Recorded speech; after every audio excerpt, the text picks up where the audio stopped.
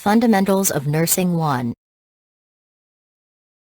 Question 1. Nurse Brenda is teaching a patient about a newly prescribed drug. What could cause a geriatric patient to have difficulty retaining knowledge about prescribed medications? A. Decreased plasma drug levels. B. Sensory deficits. C. Lack of family support. D.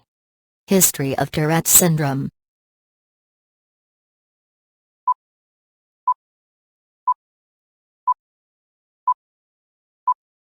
Answer: B.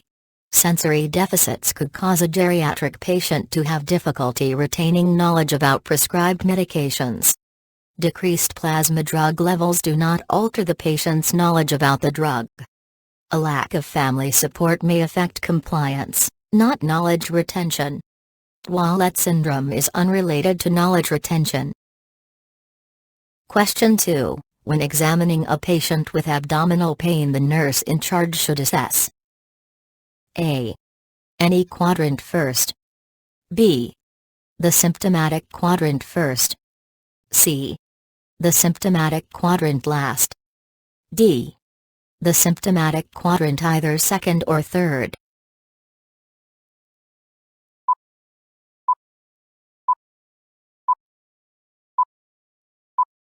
Answer: C. The nurse should systematically assess all areas of the abdomen, if time and the patient's condition permit, concluding with the symptomatic area. Otherwise, the nurse may elicit pain in the symptomatic area, causing the muscles in other areas to tighten. This would interfere with further assessment. Question 3. The nurse is assessing a postoperative adult patient. Which of the following should the nurse document as subjective data? A. Vital signs. B. Laboratory test result. C. Patient's description of pain. D. Electrocardiographic ECG waveforms.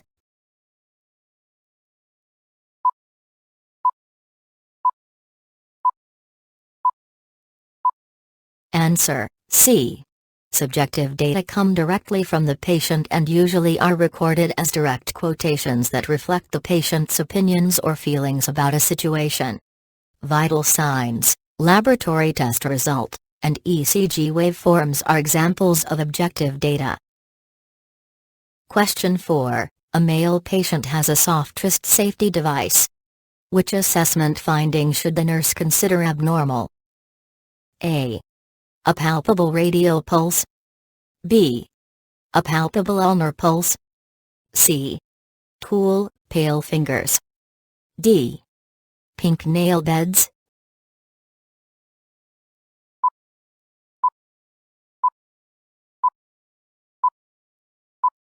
Answer: C.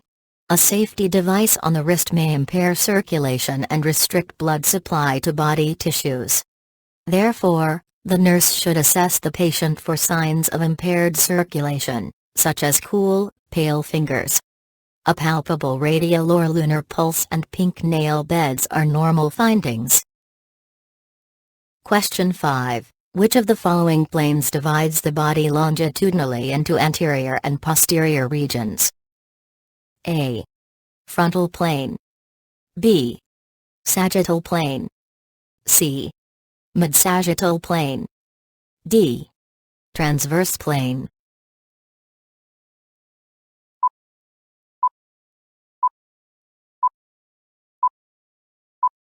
Answer: A.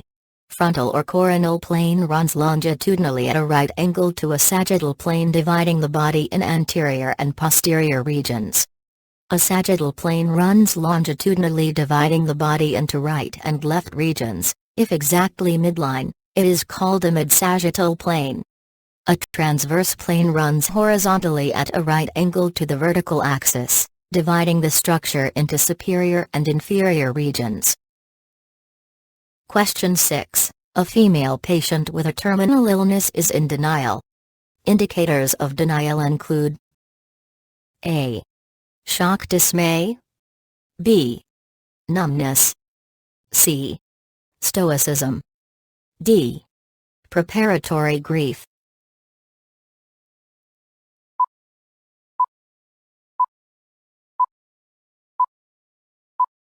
Answer: A.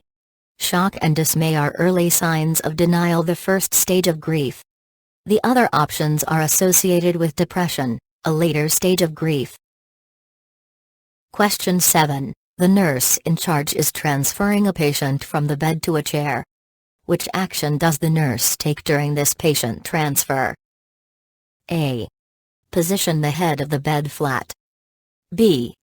Helps the patient dangle the legs. C. Stands behind the patient. D. Places the chair facing away from the bed.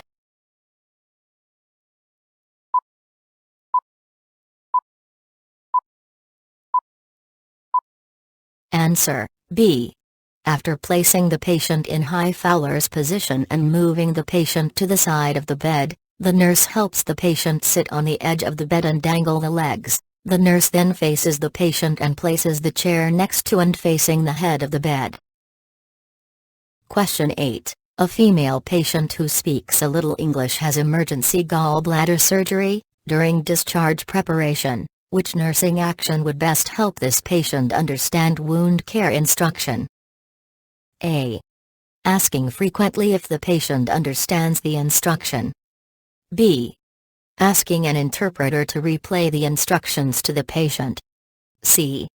Writing out the instructions and having a family member read them to the patient. D. Demonstrating the procedure and having the patient return the demonstration.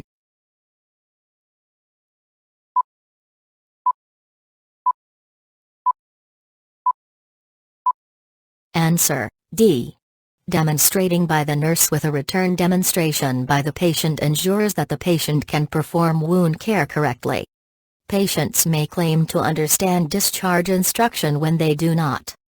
An interpreter of family member may communicate verbal or written instructions inaccurately. Question 9. Before administering the evening dose of a prescribed medication, the nurse on the evening shift finds an unlabeled, filled syringe in the patient's medication drawer. What should the nurse in charge do? A.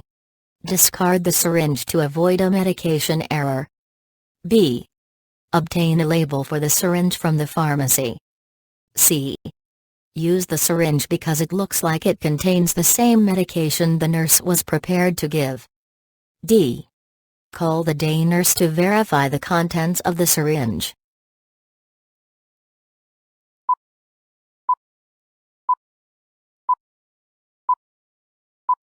Answer: A. As a safety precaution, the nurse should discard an unlabeled syringe that contains medication. The other options are considered unsafe because they promote error. Question 10. When administering drug therapy to a male geriatric patient, the nurse must stay especially alert for adverse effects. Which factor makes geriatric patients to adverse drug effects? A. Faster drug clearance. B. Aging-related physiological changes. C. Increased amount of neurons. D. Enhanced blood flow to the GI tract.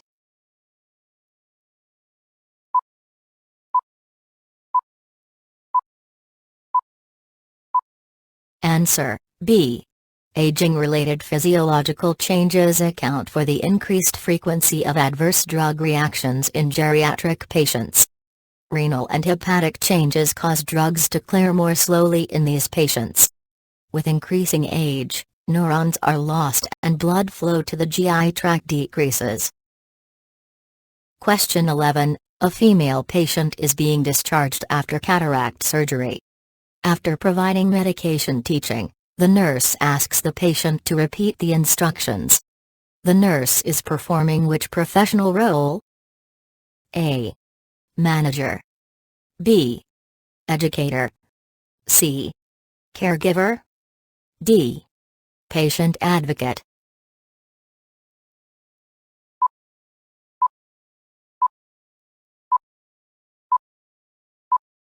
Answer: B. When teaching a patient about medications before discharge, the nurse is acting as an educator. The nurse acts as a manager when performing such activities as scheduling and making patient care assignments. The nurse performs the caregiving role when providing direct care, including bathing patients and administering medications and prescribed treatments. The nurse acts as a patient advocate when making the patient's wishes known to the doctor. Question 12. A female patient exhibits signs of heightened anxiety. Which response by the nurse is most likely to reduce the patient's anxiety? A. Everything will be fine. Don't worry. B. Read this manual and then ask me any questions you may have. C. Why don't you listen to the radio? D. Let's talk about what's bothering you.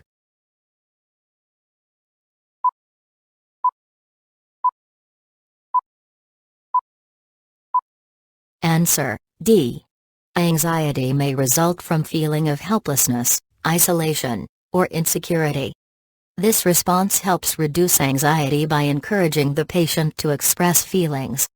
The nurse should be supportive and develop goals together with the patient to give the patient some control over an anxiety-inducing situation. Because the other options ignore the patient's feeling and block communication, they would not reduce anxiety. Question 13. A scrub nurse in the operating room has which responsibility? A. Positioning the patient. B. Assisting with gowning and gloving. C. Handling surgical instruments to the surgeon. D. Applying surgical drapes.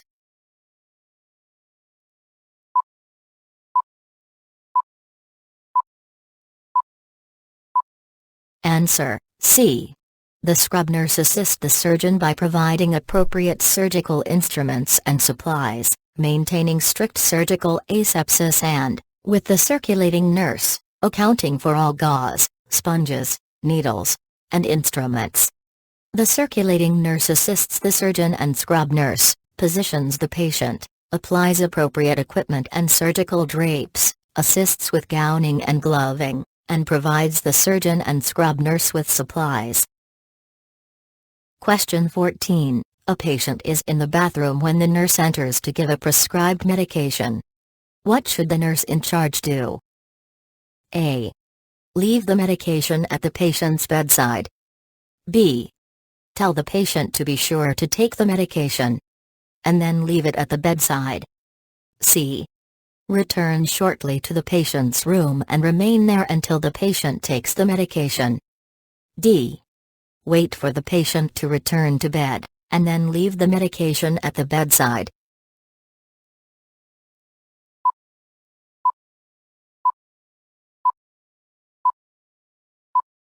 Answer: C. The nurse should return shortly to the patient's room and remain there until the patient takes the medication to verify that it was taken as directed. The nurse should never leave medication at the patient's bedside unless specifically requested to do so. Question 15. The physician orders heparin, 7,500 units, to be administered subcutaneously every 6 hours. The vial reads 10,000 units per milliliter. The nurse should anticipate giving how much heparin for each dose? A. 1/4 milliliter. B. 1/2 milliliter. C. 3/4 milliliter. D. 1 1/4 milliliter.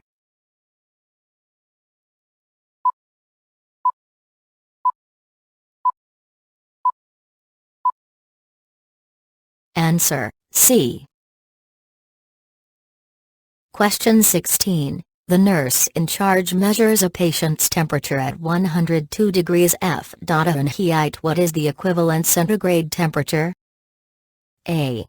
39 degrees Celsius. B. 47 degrees Celsius. C. 38.9 degrees Celsius. D. 40.1 degrees Celsius.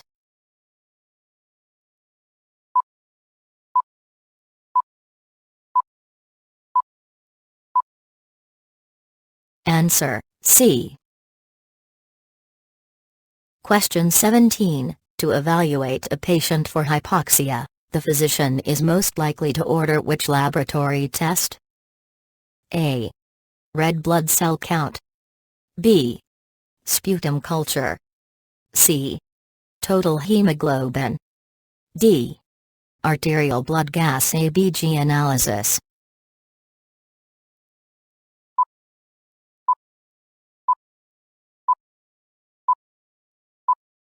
Answer: D. All of these tests help evaluate a patient with respiratory problems. However, ABG analysis is the only test evaluates gas exchange in the lungs, providing information about patient's oxygenation status. Question 18. The nurse uses a stethoscope to auscultate a male patient's chest. Which statement about a stethoscope with a bell and diaphragm is true? A. The bell detects high-pitched sounds best. B. The diaphragm detects high-pitched sounds best. C. The bell detects thrills best. D. The diaphragm detects low-pitched sounds best.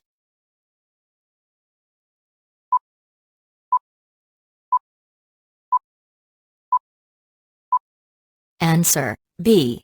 The diaphragm of a stethoscope detects high-pitched sound best, the bell detects low-pitched sounds best. Palpation detects thrills best. Question 19. A male patient is to be discharged with a prescription for an analgesic that is a controlled substance. During discharge teaching, the nurse should explain that the patient must fill this prescription how soon after the date on which it was written? A. Within 1 month. B. Within 3 months. C. Within 6 months. D. Within 12 months.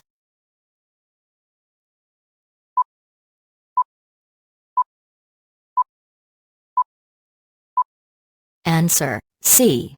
In most cases, an outpatient must fill a prescription for a controlled substance within 6 months of the date on which the prescription was written.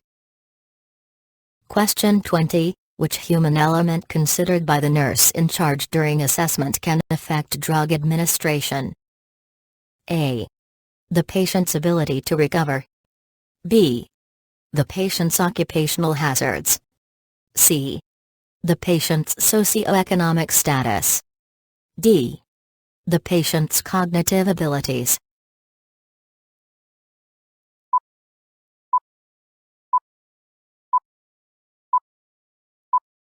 Answer: D. The nurse must consider the patient's cognitive abilities to understand drug instructions. If not, the nurse must find a family member or significant other to take on the responsibility of administering medications in the home setting.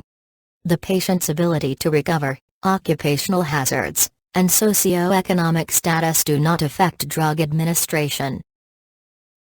Question 21. An employer establishes a physical exercise area in the workplace and encourages all employees to use it. This is an example of which level of health promotion? A. Primary prevention. B. Secondary prevention. C. Tertiary prevention. D. Passive prevention.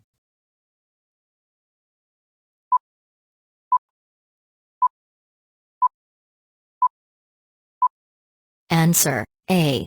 Primary prevention precedes disease and applies to health patients.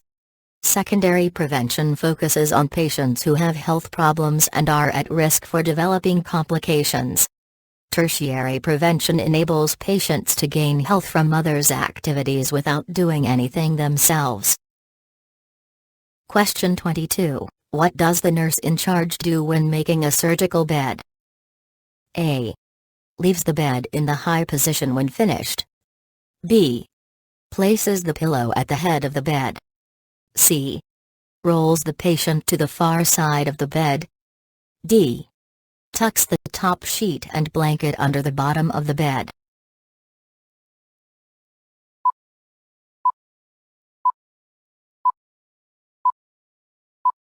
Answer: A.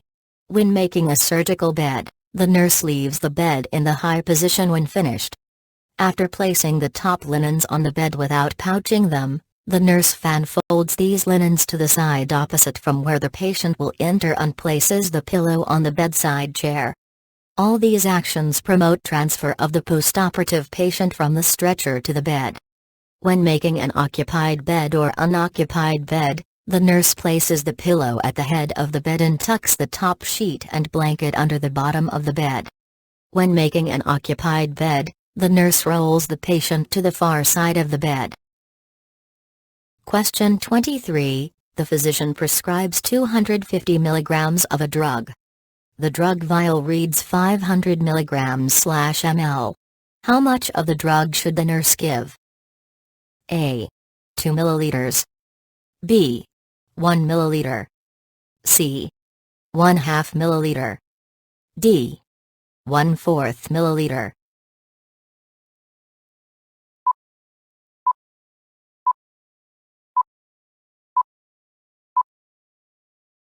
Answer: C. Question 24. Nurse Mackie is monitoring a patient for adverse reactions during barbiturate therapy. What is the major disadvantage of barbiturate use? A. Prolonged half-life. B. Poor absorption. C. Potential for drug dependence. D. Potential for hepatotoxicity.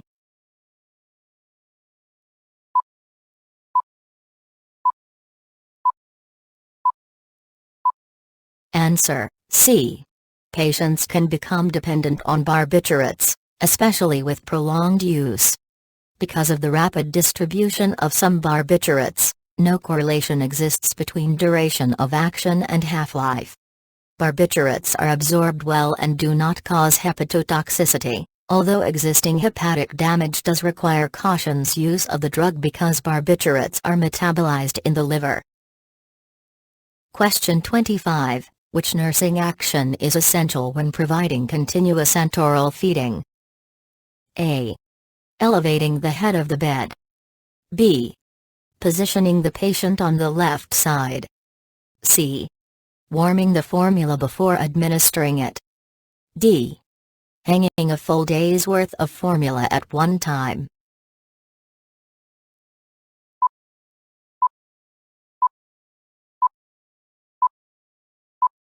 Answer: A.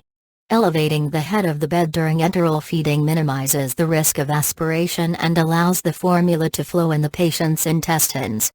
When such elevation is contraindicated, the patient should be positioned on the right side.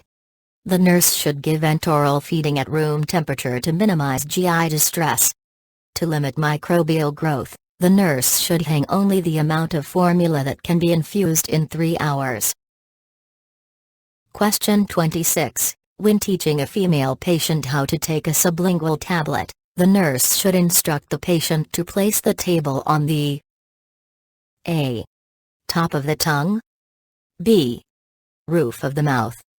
C. Floor of the mouth. D. Inside of the cheek.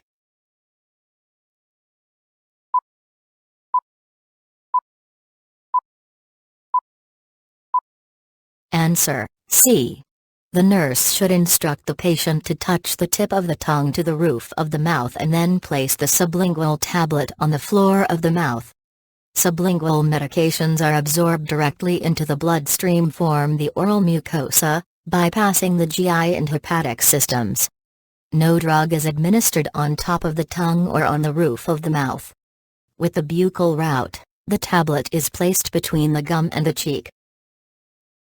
Question 27. Which action by the nurse in charge is essential when cleaning the area around a Jackson-Pratt wound drain? A. Cleaning from the center outward in a circular motion. B. Removing the drain before cleaning the skin. C. Cleaning briskly around the site with alcohol. D. Wearing sterile gloves and a mask.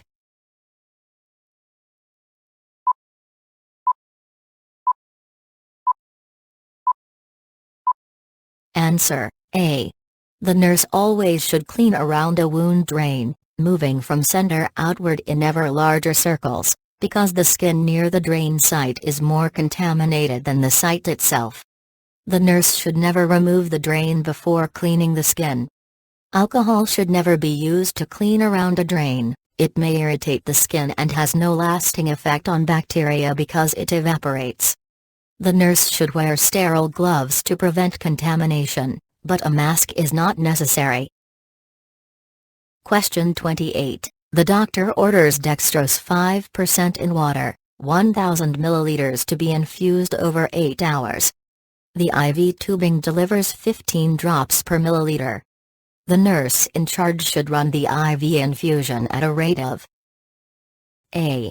15 drop per minute. B. 21 drop per minute. C. 32 drop per minute. D. 125 drops per minute.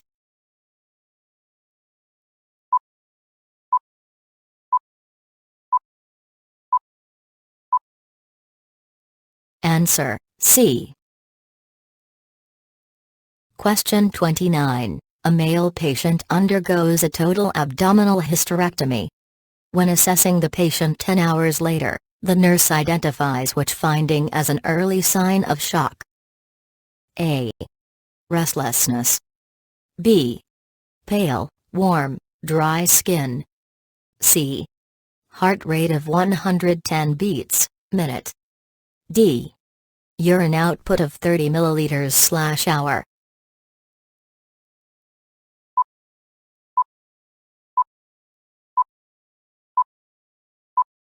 Answer, A. Early in shock, hyperactivity of the sympathetic nervous system causes increased epinephrine secretion, which typically makes the patient restless, anxious, nervous, and irritable. It also decreases tissue perfusion to the skin, causing pale, cool clammy skin. An above normal heart rate is a late sign of shock. A urine output of 30 milliliters/hour is within normal limits. Question 30. Which pulse should the nurse palpate during rapid assessment of an unconscious male adult? A. Radial. B. Brachial. C. Femoral. D. Carotid.